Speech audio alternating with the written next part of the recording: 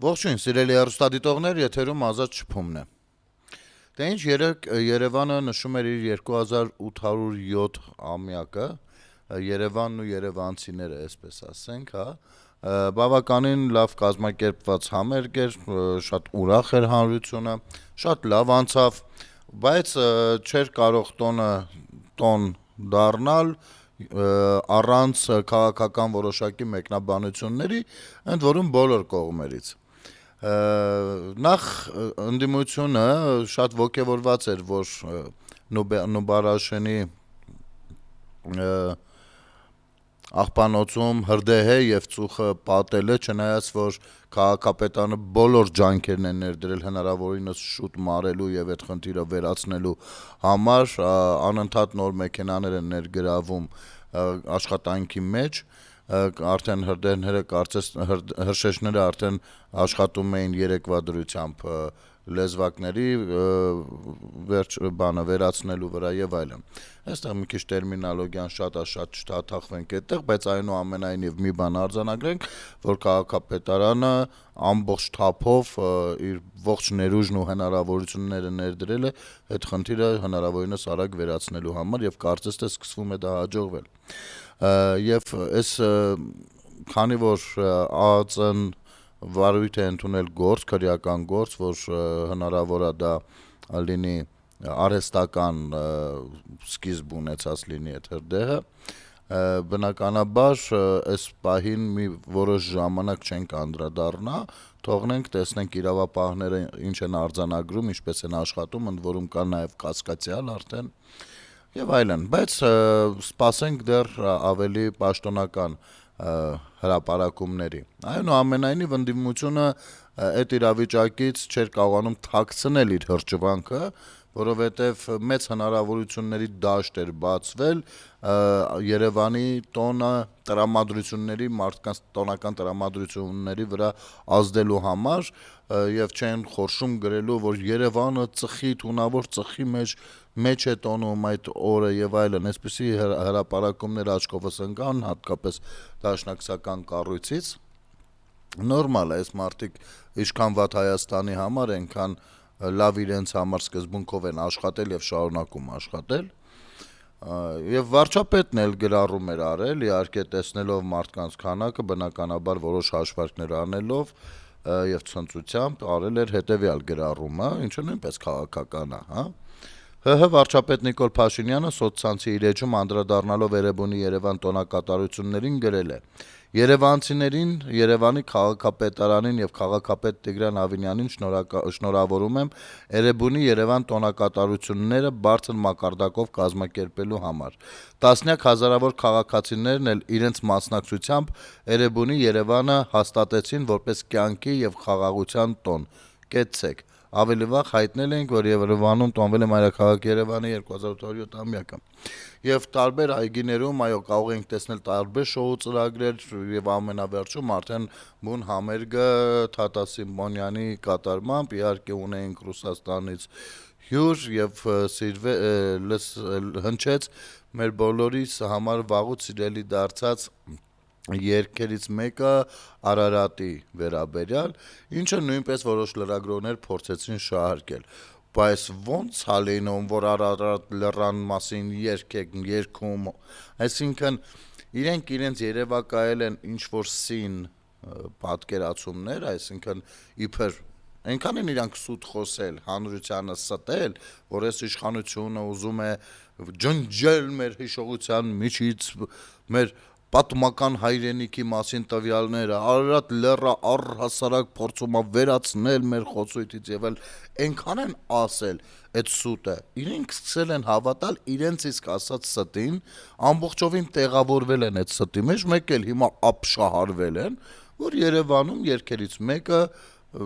հայտնի Ազատաբոյ ու Արարատ այդ երգներ, ու սենց բանով սենց գրում են, բա այս ինչ կա, բա ոնց եղավ ման։ Հիմա ասեմ այդ լրագրողներին, դուք իսկապես ստել եք, որովհետև չեք կարող բերել մի պաշտոնական մեջբերում, որտեղ որ իշխող կուսակցությունը ասած լինի, որ պիտի Արարատը չհիշեք։ Դա եղել է բացառությամբ ձեր կարծիքը, իսկ կարծիքը եթե փաստեր չի ներկայացնում, ինքը արդեն որպես կարծիք սկսում է մեռնել, հա, այսինքն ինքը ապրելու իրավունքը եւ իր ժամկետը կորցնում է ազդեցության ու դա չի աշխատում, որովհետեւ հիմքեր գոյություն չունեն։ Ոչ, շատ ուղիղ ասված է, որ մեր հայրենիքը մեր հայրենիքով, բայց մեր Հայաստանի Հանրապետությունը մեր հայրենիքն է, մեր երազած տունն է, եւ Հայաստանի Հանրապետության ամենաբարձր գագաթը Արագածն է։ Եթե կա որևիցե մեկը, որ կարող է այստեղ մեկ այլ փաստ բերել, փաստ հիմնավոր, որ Հայաստանի Հանրապետությունում կա ավելի բարձր գագաթ, ապա գեոդեզիստներին կխնդրենք, որպեսզի վերանայեն իրենց հայտարարությունները, հա, բայց փաստը, որ Հայաստանի Հանրապետության ամենաբարձր գագաթը Արագածն է, եւ Արագածը շատ շքեղ լեռ է, եւ Արագածը շատ սրբազան լեռ է, եւ առհասարակ վահանն է, հա, հանդիսանում մեր Հայաստանի, այսպես կարելի է ասել, մեջ բերելով Շիրազի գեղեցիկ ստեղծագործությունը։ Դու Արագած արմաստ վահան կայծակեղեն թրերի։ Բայց իրենք այդ կարծիքին էին, որ ջնջում են, առավել եւս ոնց անձնագրերի միջից էլ հանում էին գծապատկերը, ուրեմն դուք մոռանում եք, փորձում եք ուրանալ, չգիտեմ, մարդկանց հիշողության միջից ջնջեք, շատ խնդալու է էլի դառնում այնուամենայնիվ ամեն ինչ անել, որպեսզի մարդիկ Հայաստանից հեռանան, հետո 20 տարի անց երբ որ գան Հայաստան ու այդ կնիքը լինի, այդտեղ անպայման հիշեն։ Սա մի ախմախություն էր, որը ցավոք սրտի ինչ որ պայի լայն տարածում գտավ, հետո մարդիկ դարձյալ հասկացան ինչն ինչոց է ու անցանք առաջ։ Բայց միևնույն է, այս լրագրողները իրանք իրենց ստերի մեջ խճճվել, այնքան են արդեն սուտ խոսել, որ խճճվել են դրա մեջ ու մեկ այլ իրականությունում են սկսել ապրել եւ դա է նաեւ պատճառը, որ հասարակությունը իրեն ինֆորմացված չի կարողանում զգալ, որովհետեւ այդ ինֆորմացիան գալիս է մեկ այլ իրականությունից, որը իր իրականության հետ կապ չունի։ Այսպես ցավոք սրտի օտարվել է այդ մասնագիտությունը եւ մասնագիտության կրողները նույնպես օտարվել են հասարակությունից։ Սա ոչ ոք նրանց արհեստականորեն չի հեռացրել, ճիշտ հակառակ իրենք ինքնուրույն քիչ-քիչ հեռացել են։ Այս պայի դրությամբ էլ բնականաբար արդեն երևի տեղյակ եք, որ Ամերիկայի Միացյալ Նահանգների նախագահ Դոնալդ Թրամփի հրավերով Հայաստանի Հանրապետության վարչապետ Նիկոլ Փաշինյանը գտնվում է աշխատանքային այցով Եգիպտոսում, Շարմ էլ Շեյխում, ուրեմն մասնակցելու է Մերձավոր Արևելքի խաղաղության գագաթնաժողովին։ Եվ սա իմ հիշողությամբ այն երևի առաջին դեպքն է, չգիտեմ, եթե առաջինը չի ու լավ չեմ հիշում, ապա ներողություն եմ խնդրում, գոնե առնվազն շատ եզակի դեպքերից է, որ Հայաստանի Հանրապետությունը նմանատիպ գագաթնաժողովներում ոչ թե դրված է սեղանի վրա, այլ նստած է սեղանի շուրջ։ Առհասարակ նման խաղաղության պրոյեկտները մեծ, հա, աշխարհակարգային մեծ երկրների դերակատարմամբ, որ լինում էին, միշտ Հայաստանը լինում էր սեղանի վրա, թե ում հաշվին են այդ խաղաղությունը կառուցում, աշխարհը ում հաշվին է կառուցում։ Առաջին համաշխարհային պատերազմի ընթացքում առաջ եւ ընթացքում բոլորս շատ լավ գիտենք, տեղի ունեցավ քրիստոնյաների ցեղասպանությունը եւ հայերը նույնպես իրենց էթնիկ բնակավայրերում կոտորվեցին, կարելի ասել մեծ հաշվով Հայաստանի հաշվին տարածքում որոշակի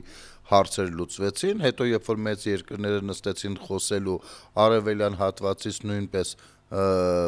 մի մեծ կտոր նվիրեցին թուրքերին, հետո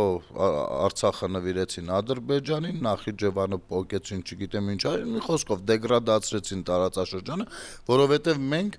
զբաղված չէինք մեր պետականության կառուցմամբ եւ երևի բավական ներուժ չունենք, ես չեմ ուզում շատ դետալների մեջ խորանալ, գնահատականները տարբեր են, այնուամենայնիվ մենք չենք կարողացել այդ խաղաղության կամ ընդհանուր պայմանավորվածությունների ընթացքում լինել սեղանի շուրջ, մասնակից այդ ամենին, հա, բնականաբար պիտի վերադառնանք ու ասենք, որ մեր շերեփը թղթից էր եւ այդ հարիսայի կաթսայի մեջ այն հալվեց ու գնաց։ Հիմա արդեն եւ նոր անկախ Երկրորդ համաշխարհային պատերազմում նույնպես այդ ժամանակ մենք խորհրդային միության մաս էինք կազմում եւ այդ մեծ առևտուրը որ տեղի էր ունենում մենք մեծ հաշվով այնքան էլ լավ դիրքերում խորհրդային միությունը լավ դիրքերում չէր հայտնվում, որովհետեւ հետո պատմությունը պիտի նրան բռնապետական բնորոշում տար, առավել եւս ոչ միայն բռնապետական, այլ նաեւ զավթիչի բնորոշում պիտի տար, իսկ երրորդ հանրապետության ընթացքում տեսանք թե ինչ եղավ եւ թե Արցախի հարցը եւ թե Հայաստանի Հանրապետության հարցերը մենք թողեցինք, կապեցինք մեկ երկրից եւ աշխարհի հետ շփվում էինք մեկ երկրի միջոցով, հետեւաբար չենք կարողանում հայտնվել մեր ճակատագրին վերաբերվող հարցերը քննարկող սեղանի շուրջ եւ դարձյալ սեղանի վրա ենք գտնվում։ Սա այն եզակի դեպքերից է, որ մենք այո, սեղանի շուրջ ենք նստում եւ ուղիղ հրավերքով, ուղիղ աշխարհի թիվ 1 երկրի ղեկավարի հրավերքով եւ թեման էլ Մերձավոր Արևելքի խաղաղությունն է, այդ օրակարգը, հա, բնականաբար Հայաստան, Ադրբեջան հարաբերությունների հարցին նույնպես երևի թե անդրադարձ կլինի, այս պայդրությամբ չեմ կարող ասել, այնուամենայնիվ, եթե դու չես մասնակցում նման վայրերում, մասնակցություն չես ցուցաբերում, անպայման ինչ-որ բան քո հաշվին է լինում, ինչը որ մեր պատմությունը մեզ ցույց է տվել։ Այնպես որ կարելի է այս առումով գովել իշխանությունների աշխատանքը դիվանագիտական բլոկում, որ բավականին մեծ առաջխաղացումների են հասել։ Հիմա որպեսզի ավելի ըմբռնելի լինի ու միակողմանի չդիտարկեք, ես ուզում եմ այսպիսի մի բան մեջ բերել, շատերը հիմա գուցե նյարդայնանան, ասեն նա ով է որ մեջ եք բերում, բայց կներեք մի վարչապետ էլ նա է եղել, իհարկե նախագահական երկրում առաջին դեմքը նախագահն է, հիմա մենք այնպես բան ենք վարչապետն է դառնում առաջին դեմքը, բայց այնուամենայնիվ նախագահական երկրում էլ վարչապետ աշխատելը դա վերջին պաշտոնը չի, բավականին մեծ լծակներ է ունենում։ Եվ խոսքը այո Բագրատյանի մասին է, Հրանտ, ով հերթական անգամ փորձել է փայլել Սաթիկ նյուզային բլոկում ու այսպեսի մի հայտարարություն, որը որ անընդհատ սիրում են շատ անել, հա, եթե 10,000 ադրբեջանցի գա ասի մնում եմ ապրեմ Մեղրիում, ինչ ես անելու։ Մի ժամանակ 300,000 ադրբեջանցի էին գալիս, հիմա իջելա թիվը 10,000-ի է հասել, չգիտեմ ինչի արդյունքում, այնուամենայնիվ։ Ու ինձ համար ցավալի է, որ երկրի երբեմնի վարչապետը չգիտի, որ առհասարակ, երբ որ մեկ այլ երկրի քաղաքացի գնում է մեկ այլ երկրում որոշում է մշտական բնակություն հաստատի, դա պրոցեսներ է ենթադրում։ Պրոցեսներ, որպեսզի ապրի այդտեղ, նախ պիտի ամեն ինչ անի, որ անձնագիր ստանա, հպատակություն է հայտնում այդ երկրին, հանդիսանում է տվյալ պետության քաղաքացի եւ այլն։ Այնտեղ պրոցեսներ են ասում եւ եթե 10 հիմա ես քեզ հարց տամ Հրանտ Բագրատյան, եթե 10,000 ադրբեջանցի գա ասի մենք ցանկություն ունենք այստեղ ապրելու, դա արդյոք քաղաքական լավ խաղակարգ չի դառնա հենց նույն ադրբեջանական ռեժիմի դեմ։ Տեսեք, երբ որ 2000-ականներին հատկապես արտագաղթը մեծացավ դեպի Եվրոպա եւ Միացյալ Նահանգներ, մարդիկ գնում էին այնտեղ, հանձնվում էին փախստական, կային իրապես փախստականներ եւ կային մարդիկ, ովքեր փախստականի անվան տակ էին հանձնվում տվյալ երկրին, որպեսզի փաստաթղթեր ստանան ու ապրեն։ Այդ Քոչարյան Ռոբերտի օրոք մարդիկ ստիպված էին լինում սուտ խոսել, խաբել, հետո այդ խաբածը իրենց խղճին ծանրացրած ամբողջ կյանքները տենց ապրել, էլի, միայն թե որ մենակ այն բանի համար, որ Հայաստանում մի դրական բան չէին նկատում, ընդ որում տուն-տեղ ծախելու գնով եւ այլն։ Այս մարդիկ որ լավ ուրիշ չեն գնացել այդ քայլին, հա, այնուամենայնիվ, եթե ցանկացել են ապրել մեկ այլ երկրում, պրոցեսներ են անցնում այդ երկրի օրենքներով։ Եվ քանի որ այդ ինտերվյուների մեջ կային նաև քաղաքական ինտերվյուներ, իհարկե մեծ մասը Հորինովի բան խառը վերաբերյալ շատ թեմաներ, սա խաղաքարտ էր դառնում նաև Հայաստանի դեմ, թե Հայաստանի, թե Ադրբեջանի դեմ։ Այսինքն տվյալ երկրում կան շատ փախստականներ, այ ոնց է Ռուսաստանը գլուխ գովում, ասում է միշտ մեզ ոնց որ sense բան անի, հա, զգուշացնի ինչ որ ասում է Ռուսաստանի Դաշնությունում 1 միլիոնից ավել հայ է ապրում։ Անընդհատ տենց դա հիշացնում է, էլի, իբր այ եթե ես այդ միլիոնին սկսեմ նեղել, իրանք փախնելու տեղ չեն ունենալու, գալու են Հայաստան ու մեղքը գցեն Հայաստանի իշխանությունների վրա։ Ու ես կստանամ որոշակի քաղաքական process-ներում, ներհայաստանյան քաղաքական process-ներում լուրջ հնարավորություններ Հայաստանի վրա ազդելու, չէ՞։ Հիմա ու սա բոլոր երկրներն են այդպես աշխատում։ Ձեր կարծիքով ինչ Եվրոպայում բանա, տենց իսկապես սրտացավ են, որ վայ մյուս երկրներում sense խնդիրներ կա, փախստական ընդունենք, չէ, սա քաղաքական process է նաև։ Իհարկե իր մեջ պարունակում է հումանիտար հատված, հումանիզմն է առաջին պլանում, բայց միևնույնն է դա նաև մեծ քաղաքականություն է։ Ու վարչապետ երբեմնի վարչապետ Հրանտ Բագրատյանը իբր սա չի հասկանում։ Թող գան 10,000 ադրբեջանցի փորձեն ապրեն։ Թող գան։ Ու թող գան այդ process-ների միջով էլ անցնեն։ Ու թող գան հպատակություն հայտնեն Հայաստանի հանդեպ ու աշխատեն ապրեն Հայաստանի Հանրապետության օրենքների համաձայն։ Իսկ մենք կկարողանանք միջազգային այցաններում ներկայացնել, որ դեռ մի բան էլ ադրբեջանցիներ են գալիս մեզ մոտ ապրելու։ Եվ սա հավելյալ լծակներ է տալիս։ Ինչից ես նեղվում, խառնվում։ Չէ, այստեղ կա խնդիր, որովհետև բոլոր ժամանակներում այս մարդիկ, ովքեր որ եղել են Հայաստանի Հանրապետության անկախությունից ի վեր երկրի ղեկին, իրենք չեն ունեցել ինքնուրույնություն եւ ստիպված են եղել լսել իրենց շեֆերին։ Եվ քանի որ չեն ունեցել ինքնուրույնություն, Հայաստանն էլ հետն է կորցրել իր ինքնուրույնությունը եւ միշտ վախենում են այ հենց այս տեսակ հարցերից, որոնց լուծումը կամ պատասխանը երբեք իրենք չեն տվել բանը հարցը եղել է, ասել են մի րոպե, վազել են այնտեղ, մի հատ sense հարց կա, ոնց է դրա լուծումը, ասել են, ոնց է եկել են արել են։ Իհարկե այդ ասողն էլ դրցից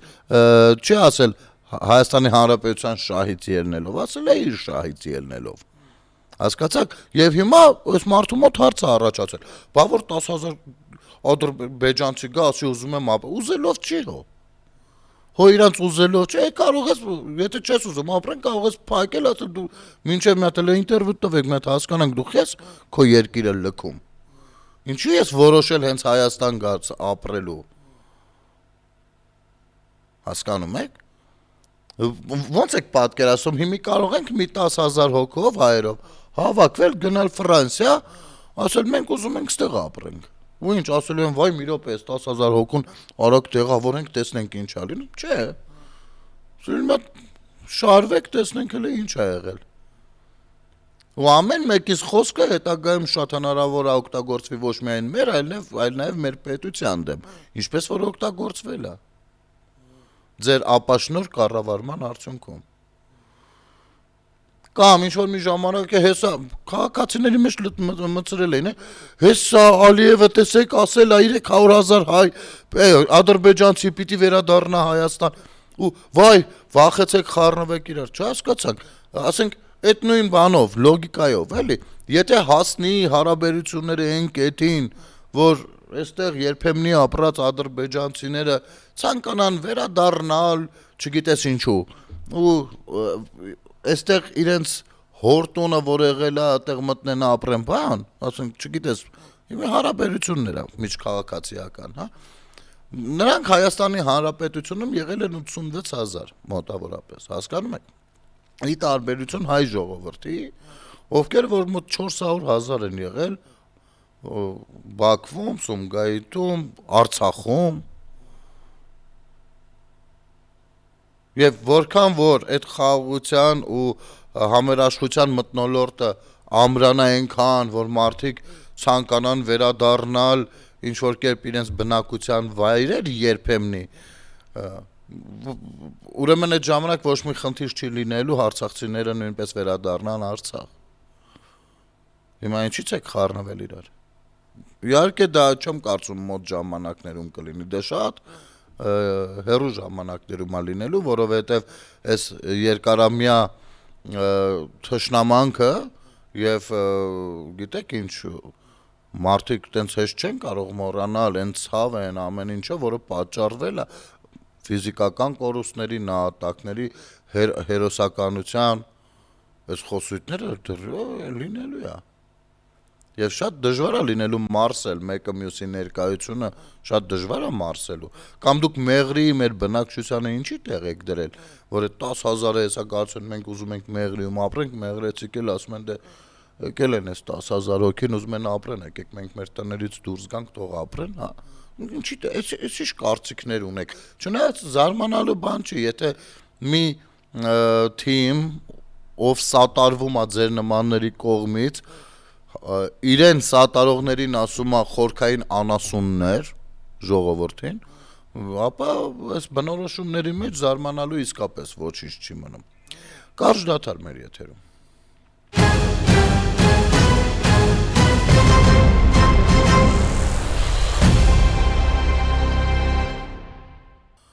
Վերադառնանք սիրելի հեռուստադիտողներ ու քանի որ լրագրողական համայնքին, մեր տեղական այս կայքերին, հեռուստատեսություններին, չգիտեմ ինչերին անդրադառնում ենք, մի երկու մեջբերում էլ անենք ու առաջ անցնենք, հա։ Օրինակ, օրագիրը։ Ես չգիտեմ, ինչ-որ էքստազի մեջ են հայտնվում, թե ինչ է լինում, էլ, ասենք, որ այս լրագրողները երջանկանում են կամ ցանկանում են երջանկանալ, երբ որ որևիցե տեղ կարողանում են պատկերացնել, թե իբր նեղեցին, էլի, երկրի ղեկավարին։ Ասենք, անես առանձնահատուկ մի հատ հաճույքով են դրա մասին ներկա, չնայած այդպիսի բան չի եղել, բայց ինչ-որ սես նայում ենք այս Դուշանբեի հանդիպումը, նախ ասեմ շատ պատրաստված էր գնացել Նիկոլ Փաշինյանը ու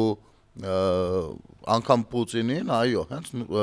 Պուտինին, ով որ առևտրաշրջանառության մասով կեղծ տեղեկություններ ուզում հնչեցնել, Փաշինյանը ուղղեց, ասեց, որ ոչ 9 միլիարդ չի, 4 միլիարդ, հա, շրջանառությունը եւ երբ որ եղավ մի փոքր տարաձայնություն, մարդը փաստաթուղթը հրապարակեց։ Դες 4 միլիարդ է, գնացեք, նստեք, հաշվեք։ Բայց իհարկե այնտեղ հավաքված են այն նախկին չեկիստական խումբը, ոնց որ համակուրսեցիներով լինեին, էլի։ Ու այս սրած ներկայությամբ Փաշինյանը հիանալի իրեն պահեց, հիանալի, շատ ամուրնի արտեր ունի, ընդ որում բոլոր ուղղություններով են աշխատում, որպեսզի կարողանան խաղաղության խաչմերուկը կյանքի կոչել, ինչին որ չգիտես խի միշտ դեմը հանդիմություն է, էլի։ Ասենք, ինչ ուզում խոսում են։ Ասենք, մի հատ հարց է, էլի, այդտեղ առաջանում, ասած մի հատ զուգահեռ անցկացնենք։ Դուք կուզեք, որ լինեն տարանցիկ ճանապարհներ, բայց այդ ճանապարհները լինեն Ադրբեջանով, Հայաստանով չլինի։ Կուզեք դուք դա։ Բա, տեսեք, Թրամփի ուղի է ասում, դա նույն միջանցքն է, որը, լուրջ եք խոսում։ Իսկապես այդպես եք կարծում, թե հերթական անգամ ընդամենը ձեր էլեկտորատին եք փորձում էշի տեղ դնել։ Եթե իսկապես այդպես եք կարծում, ուրեմն ես ձեզ ասեմ, դուք քաղաքականությունից ունեք 0 պատկերացում։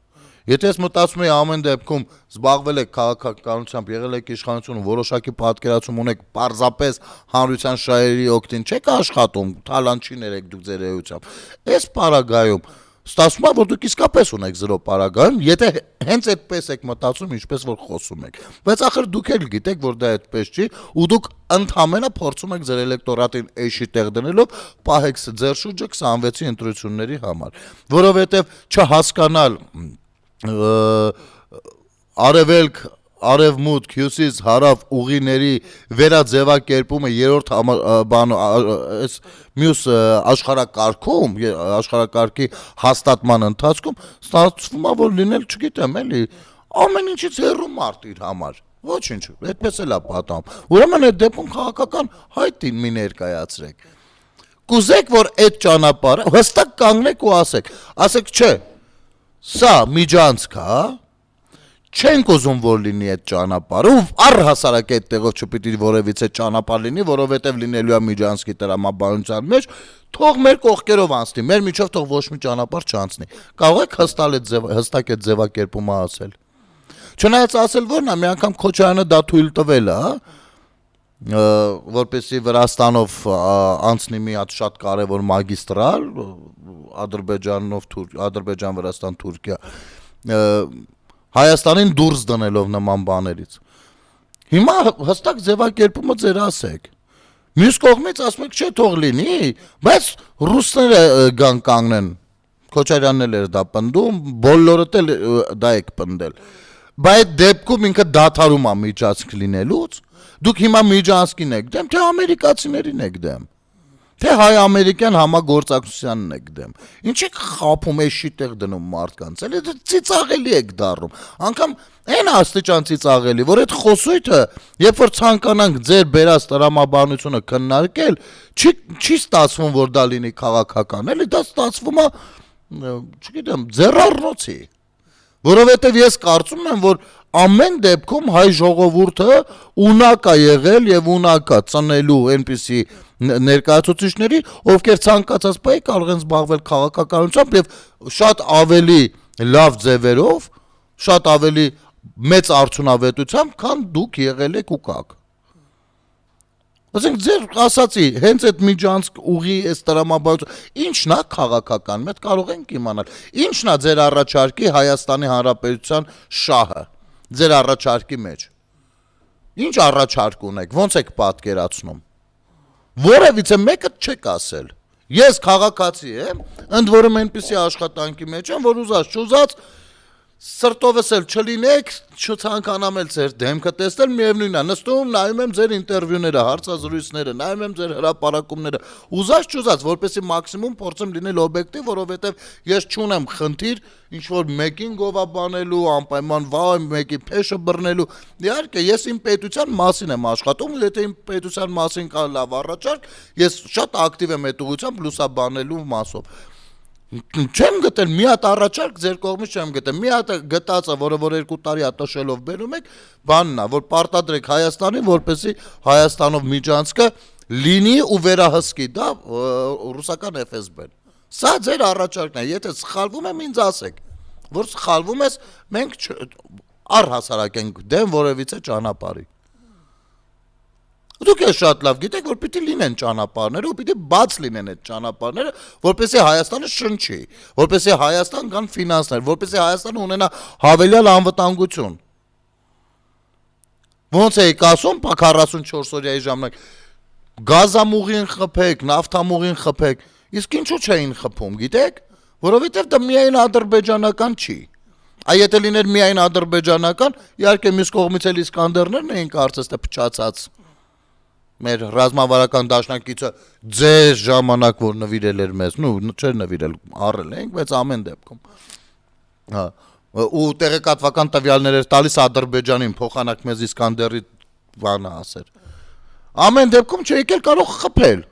որովհետև դա միայն ադրբեջանական չի։ Դու դրան խփելով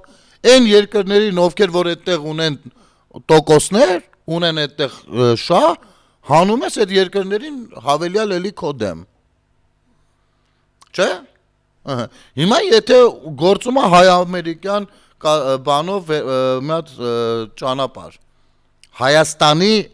ինքնիշխանության, ամբողջականության այդ 5 բառերով շրջանակների ներքո, ինչին եք դեմ անվտանգության, հայաստանյան։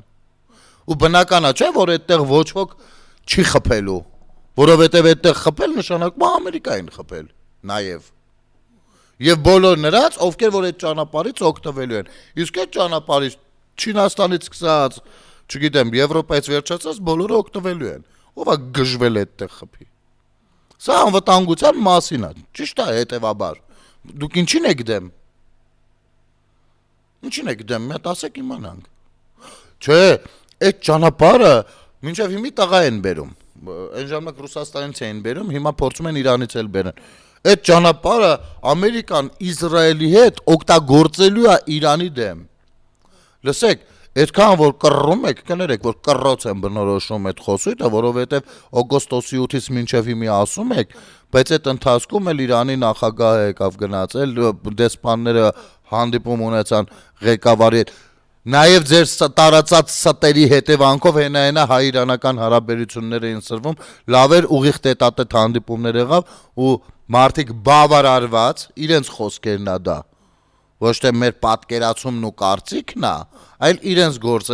խոսքերն են, որ շատ բավարարված են, թե ինչ սկզբունքներով է աշխատելու այդ տարածքը կամ այդ ճանապարհը։ Բավարարված են։ Հիմա դուք ինչ եք ամեն դեպքում բզբզում Պարսկաստանի հետ։ Ինչ եք բզբզում Հայաստանի դեմ։ Թուրքիայից ոնց որ պրծակ, Թուրքիային անընդհատ Հայաստանի վրա գազազացնելուց, Ադրբեջանից ոնց որ թե պրծակ, Ռուսաստանից ոնց որ թե պրծակ, հիմա անցակ Իրանին։ Ու առհասարակ կլինի ինչ որ մի պահի նայեք թե ում շահերի օգտին է։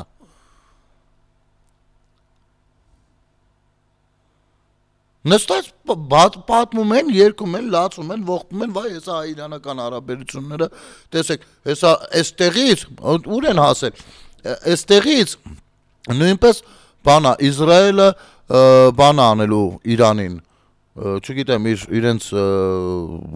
սրված այդ հարաբերությունները, երբ որ վերածվեն ռազմական գործողությունների, այստեղից նույնպես Հայաստանին ներքաշելու են այդ պատերը, նա ինչեր են խոսում։ Այսպես եք դուք կառավարել ես երկիրը։ Բոլորից խռովելով, քաշվելով, այ մենակ Ռուսաստանի հետ խնդրեմ չունենք, հա։ Այսպես եք կառավարել։ Դրա համար էլ Հայաստանին տեղ է իմացող չէ։ Դրա համար էլ Թրամփը մինչև իմի ուզում է Հայաստանացի ինչ ասես բացի Հայաստանից։ Նոր է սովորում Հայաստանն ինչա։ Ընդ որում նոր սովորում է Փաշինյանի վարչախմբի աշխատանքների արդյունքում։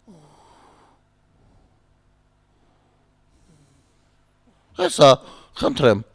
դե հիբրիդային պատերազմը ամբողջ թափով մտնում է արդեն աշխատանքների մեջ, այ ինչպես որ այդ բոտային կայքերը եւ այլն, ընդ որում բավականին անվանի բոտային կայքեր, որոնք որ աշխատել են թե Ֆրանսիայում, թե Ուկրաինայում, թե Մոլդովայում, ռուսական բոտային կայքերն են, մեծ ներուժ է դա, ու արդեն արհեստական բանականության միջոցով Հայաստանում էլ փորձում են ինչ որ նյութեր գեներացնել տրամադրությունների վրա ազդելու, իհարկե սա դեռ ամբողջ թափը չի, բայց իրենք ամբողջ ներուժով պատրաստ են, արդեն սկսում են ծաղիկները երևալ, ես պատկերացնում եմ, թե գարունը ինչ պայքար է սպասվում, ու զուգահեռ, բացի սրանցից, բանը, արդեն անձամբ են մասնակցում խոսակցություններին, Զատուլինը դուրս է եկել, դավաճանություն անվանում, նոր Հայաստան ստեղծելու Փաշինյանի ծրագիրը, նոր Հայաստանի գաղափարախոսությունը Զատուլինը համարում է դավաճանություն, մեր ռազմավարական գործընկերների մեծ ազգի փոքրիկ ներկայացուցիչը, ով հայտնի էր որպես մի հատ նենց հայասեր, այն որ ասես, վայ տեսեք ինքը ինչ լավ է խոսում, դեմքերից էր էլի այն ժամանակվա, սա դավաճանություն է, իսկ ում հանդեպ է դավաճանություն։ Եվ քանի որ երկիրն է վերահրապարակել, երկիրը, դաշնակների կայքը։ Հիմի դաշնակները տենց են, չէ, դավաճանություն բառը որտեղ գտնում են, բերում խցկում են իրանց կայքեր։ Հիմի ես որ հարցնում եմ, ես հարցը տալցում, Զատուլին ինչ եմ տալիս, Զատուլինը իր աշխատանքն անում, ինչ որ հանձնարարել են, բայց սրան այստեղ ակտիվացողները, ովքեր ինչ որտեղ համամիտ են նաև այս խոսույթի հետ, հարց եմ ձեզ տալիս, ինչն է, ում հանդեպ է դավաճանություն։ Հայ ժողովրդի հանդեպ դավաճանություն է, իսկ հայ ժողովրդի ու Հայաստանի Հանրապետության հանդեպ դավաճանություն չէր, այն բազմաթիվ գործողությունները, որ իրականացվել է մեր դեմ, երրորդ հանրապետության շրջանում, բայց այնուամենայնիվ, ես ուզում եմ մենք մի բան հասկանանք, չորրորդ հանրապետության գաղափարախոսությունը ի վերջո ոչ թե երրորդը արհամարելու մասին է, կամ երրորդը մի կողմ գցել, կամ երրորդը լավը չէր, դրա համար ենք չորրորդը ստեղծում, չէ, այլ առհասարակ երրորդ հանրապետությունը ստեղծվել էր ռազմական գործողությունների ընթացքում, բնականաբար զգայունությունը, բնականաբար ամենատարբեր խոսույթներն ու ձևակերպումները պատերազմի մասին էին։ Եվ այո, այսօր խաղաղության մասին խոսույթն է շրջանառության մեջ մտնում, ինչին եք դեմ, ինչն է դավաճանություն, այս բառը ինչքան եք դուք սիրում։ Ամեն մեկը նստած ինչ որ բաներ է գուժում Հայաստանի գլխին ինչա գալու, մեկ էլ նայում ես Հայաստանի ղեկավարը, այս ինչ երկրում մասնակցում է, այս ինչ համաժողովին կամ գագաթնաժողովին, այն ինչ երկրում, այն ինչ գագաթնաժողովին, ու ոնց որ թե շատ էլ լավ Հայաստանում ներկայացնում է։ Իրենք խոսում են, դու ասում ես լավ, մի րոպե գտնեմ, տեսնեմ, ես ինչ են տեսել, որ խոսում են, էլի կարող է ես չեմ տեսել։ Մտնում նայում ես, ոչ մի տես բան։ Բայց մարդկանց ուղեղը լվանալու համար մի հատ են։ Մարդկանց կտրտած նյութերով բան իրենց վստահողների վստահությունը չարաշահողներն են սրանք։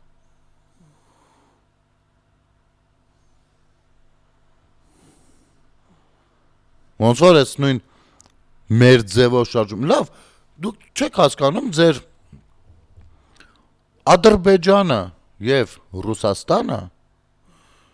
մինչեւ 22 թիվը չգիտեմ, եկեք այստեղ կարծիքները տարբեր են, ես իմ կարծիքը բոլորիդ հայտնի է բազմիցս ասել եմ,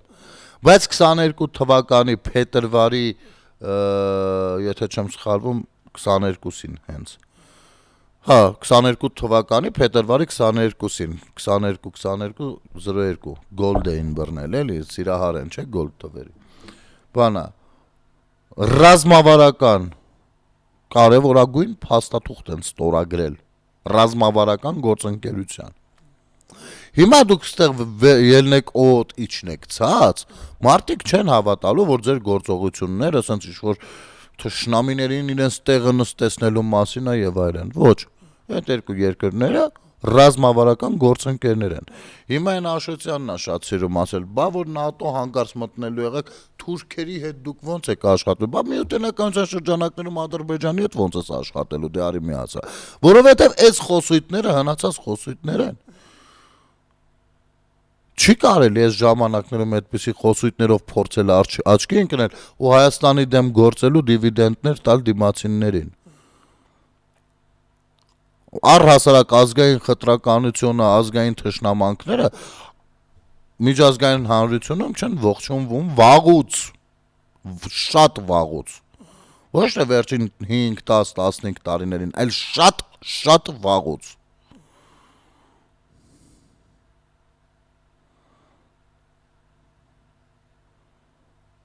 Եվ փայլուն օրինակներ կան դրա համար։ Բայց փորձում են անընդհատ հանրությանը պահել այդ ճկլասի խոսակցությունների ու մտածելակերպի մեջ։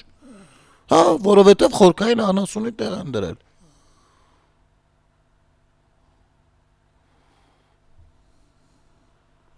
«22 թվականից ռազմավարական գործընկերներ են։ Եվ դա արվել է Ուկրաինայի վրա հարձակումից 1 թե 2 օր առաջ։ Հիմա